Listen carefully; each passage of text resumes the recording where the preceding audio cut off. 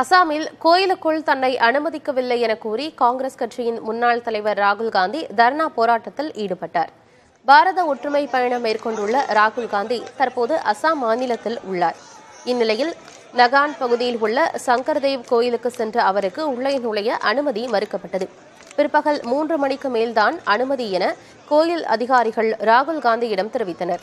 இதற்கு எதிர்ப்பு தெரிவித்து ராகுல் காந்தியும் அவருடன் வந்த கட்சி பிரமுகர்களும் கோயில் முன் அமர்ந்து தர்ணா போராட்டத்தில் ஈடுபட்டனர். அப்போது காவல்துறையினரிடம் பேசிய ராகுல் காந்தி தாங்கள் வழிபாடு நடத்த மட்டுமே வந்ததாகவும் பிரச்சனையை ஏற்படுத்துவது நோக்கமல்ல என்றும் தெரிவித்தார்.